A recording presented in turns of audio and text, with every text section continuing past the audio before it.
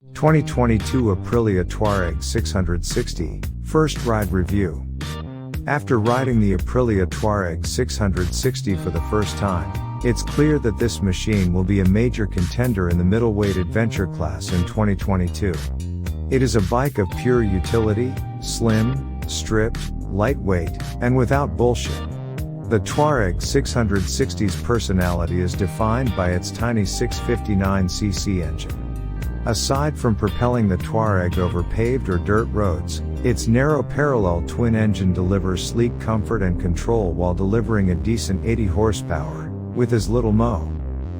While it's unlikely that anyone will gaze longingly at the Tuareg 660 in awe of its beauty, it's possible that many will admire its performance. It exudes an elegantly wicked demeanor. The Tuareg's engine is a modified version of the RS660 and TFT 660 sportbike engines, which were derived from the front cylinder bank of the RSV4's 1,099cc engine.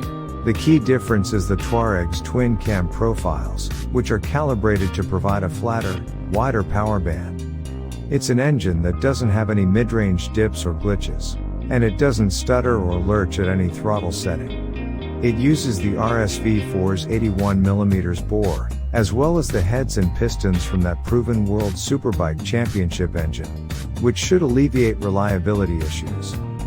The Tuareg's redline is lower than those of its sisters, kicking in around 9,500 revolutions per minute after hitting an alleged peak of 80 horsepower at 9,250 revolutions per minute.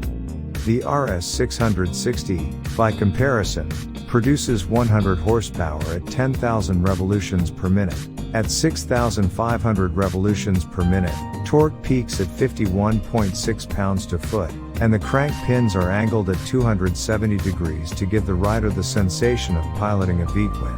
With its catalytic converter optimally situated as near to the headers as feasible, the Tuareg is Euro 5 compliant and capable of meeting Euro 5+ criteria. It's hidden under a heat screen that fits in with the form of the skid plate beneath the engine, so it's barely visible. Even though the cat is enclosed within a single walled pipe, its heat is efficiently handled. And engine heat was not perceptible during our test ride in Sardinia, Italy, in the 70-degree weather. The Tuareg 660's chassis is substantially different from the RS660 and TFT 660's aluminum twin spar chassis. Its tubular steel frame features cast swing arm plates that are welded together with the rear subframe as a single unit. With 6 mounting locations, the engine is a stressed part of the frame, resulting in a strong chassis that meets the demands of off-road riding. Additionally, the engine is rotated back by 10 degrees to reduce yaw movement and lighten steering, according to the manufacturer. There's no way to know for sure, but it's interesting to think about. The two-sided aluminum swing arm is longer than the other 660s and is held in place by the cast aluminum plates and the engine. The Tuareg has a 60-inch wheelbase, whereas the RS and TFT have a 53.9-inch wheelbase. Kiaba provides fully adjustable suspension with a 43mm inverted fork and a piggyback rear shock with progressive linkage, with 9.5 inches of travel on both ends. The rear spring weight is designed for riders weighing between 165 and 175 pounds. Thus heavier riders or those who carry a passenger or gear on a regular basis may need to upgrade to a beefier spring. The wheels are projected to be 21 inches fore and 18 inches aft, spoked and tubeless, as they are on an adventure bike with significant off-road goals. Pirelli Scorpion Rally STR tires are adventure rubber designed for 70% on-road and 30% off-road use. The Tuareg 660 is the result of a collaboration between the Piaggio Advanced Design Center in Pasadena, California, managed by Miguel Galuzzi, and the Piaggio Design Center in Italy, led by project designer Mirko Zacco. The combined efforts resulted in a bike that is essentially the bobber of adventure bikes, with no extraneous parts.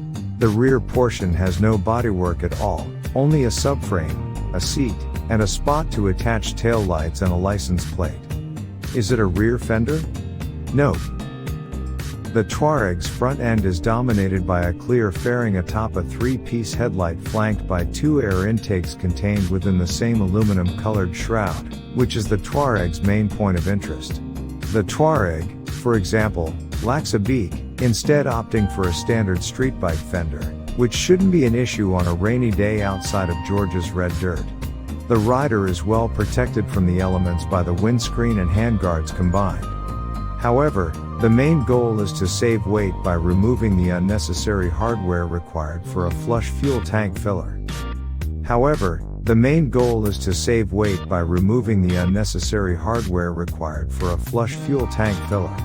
Small side fairings feed air into the radiator while also offering useful aerodynamic profile slimming, adhering to the Tuareg's rigorous credo that form follows function.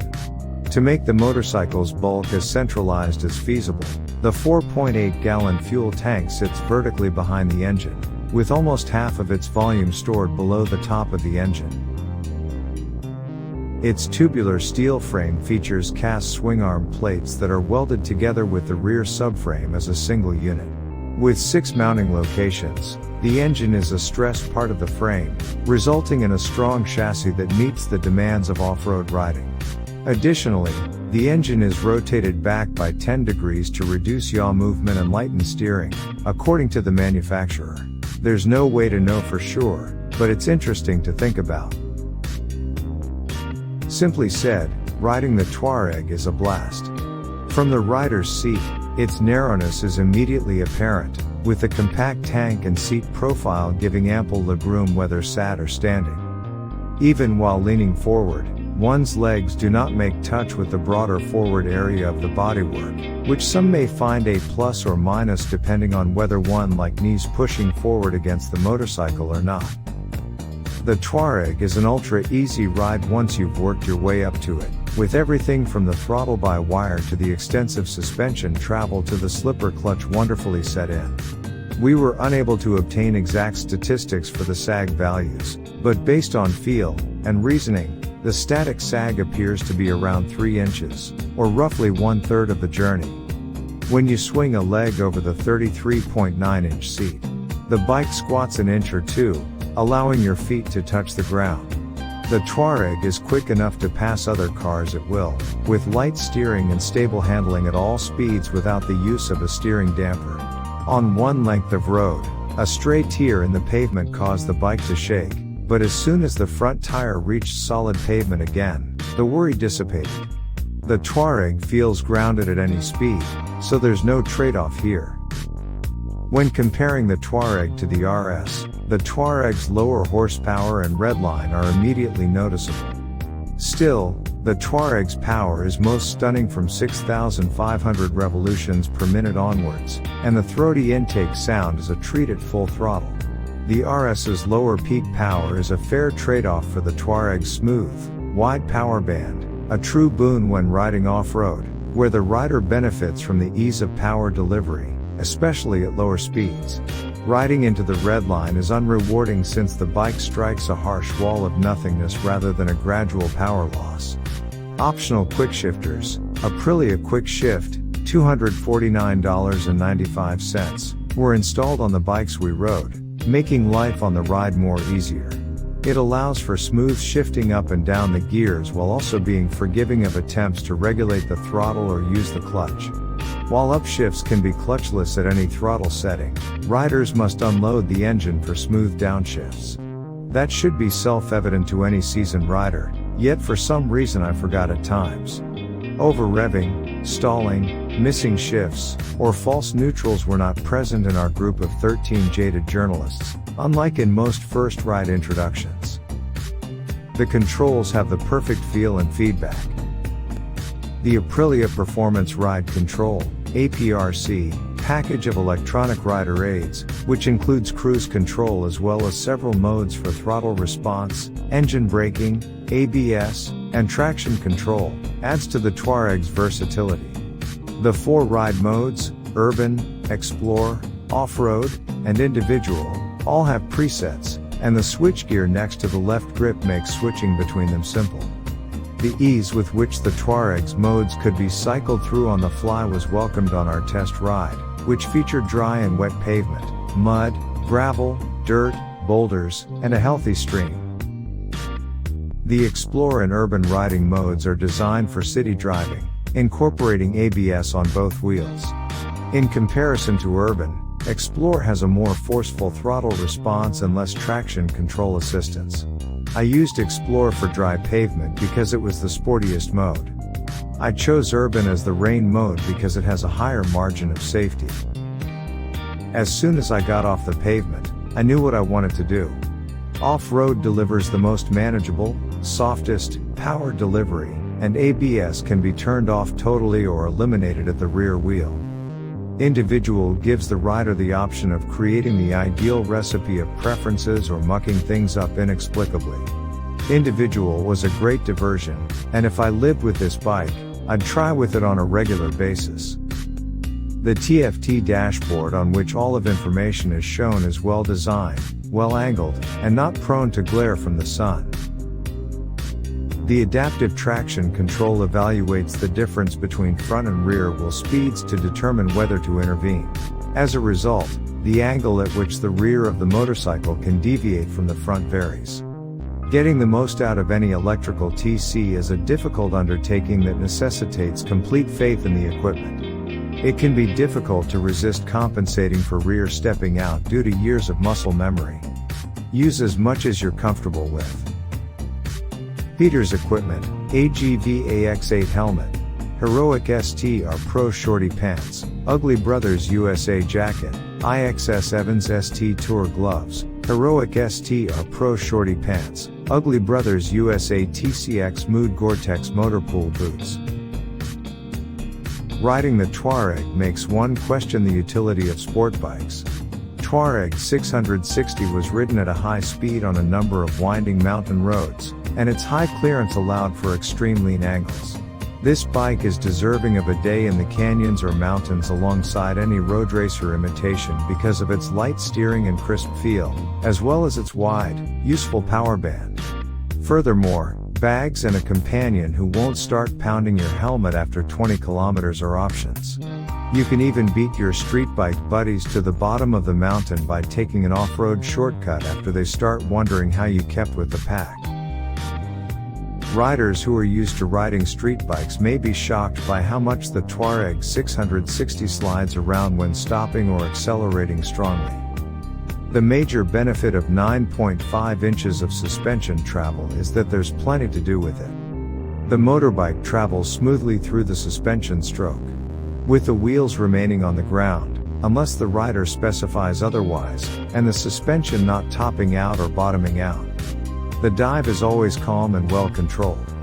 The Tuareg is equally at home on and off the road. To be really honest, no MX jumps were attempted. Overall, anyone looking for a middleweight adventure motorbike that shines on both pavement and mud should carefully consider the Tuareg. It's reasonably comfortable, offers seamless power, shifting, and mode selections, and agile enough to inspire confidence. The brakes provide consistent feedback, the suspension is fully adjustable but should meet the demands of most riders as is, and the electronics are incredibly clever. It's one of the friendliest and easiest motorcycles to ride, yet it's more than capable of being ridden hard. Specs for the Aprilia Tuareg 660 in 2022, $11,999, Acid Gold, Martian Red, $12,599, Acid Gold, Martian Red, Tricolor and Daco Taggle Must, Tested Price, $12,249, Aprilia Quick Shift, Aprilia.com is the company's website. 659cc displacement, 81.0 by 63.9 mm bore X stroke, 80 horsepower at 9,250 revolutions per minute, claimed, 51.6 pounds to foot torque at 6,500 revolutions per minute, claimed, transmission, 6-speed slip/assist wet clutch with cable. Control, O-ring chain is the final drive, 60.0 inches wheelbase, 26.7 degrees/4.5 inches rake/trail, 33.9 inches seat height, 449 pounds wet weight, claimed, 4.8 gallon fuel capacity.